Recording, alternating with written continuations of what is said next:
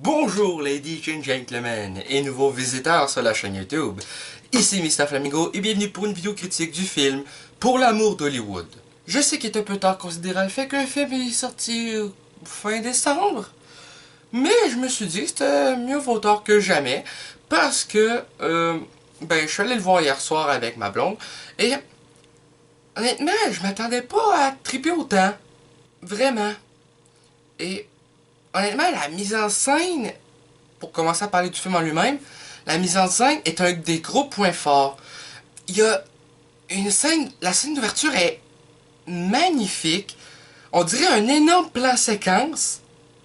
Même si j'ai lu sur internet qu'apparemment c'était plusieurs plans qui ont été rassemblés ensemble avec des petits effets pour faire en sorte que ça ait l'air d'un plan séquence. Enfin bref, c'est un genre de gros plan séquence où si tu te plantes, tu dois tout recommencer à filmer au complet. Le genre de truc chiant. C'était génial, honnêtement. C'est spécial. Très spécial. Comme scène d'ouverture. Et ensuite, je m'attendais pas à ce qu'il y ait autant de chansons.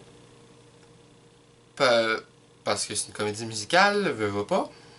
Et honnêtement, non seulement la mise en scène des chansons est géniale, le jeu d'acteur est fantastique, les chansons sont bien interprétées, il y a des sous-titres pour ceux qui ne comprennent pas, et pour parler de l'histoire à elle-même, pour ceux qui n'ont pas encore vu le film, pourtant je vous le conseille, il est publié à l'affiche pour bien longtemps, l'histoire est juste très bonne.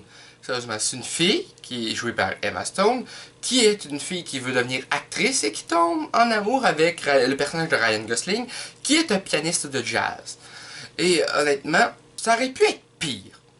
Vraiment, j'ai passé un excellent moment. Je pense que ma blonde aussi a passé un excellent moment. Une bonne petite comédie romantique avec des aspects musicaux. Donc ça, c'était vraiment le fun. C'était notre premier rendez-vous au cinéma et tout. Fait que je pense que ça a été une bonne chose qu'on choisisse ce film.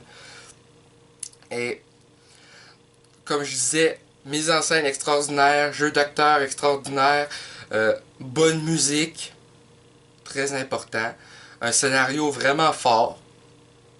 Le film fait 2h08 quand même, c'est quelque chose. Et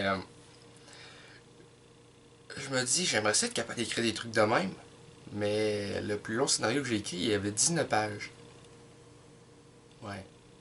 Je pense que 19 pages, c'est pas assez pour un film de 2 heures. Enfin bref, c'est la fin de cette petite critique sur Pour l'amour d'Hollywood. J'espère que ça vous a plu. N'hésitez pas à laisser un commentaire. Un petit pouce bleu, ça fait toujours plaisir. Et sur ce, je vous dis à bientôt pour de prochaines vidéos. Passez une très bonne fin de journée et on se revoit bientôt. Bye bye.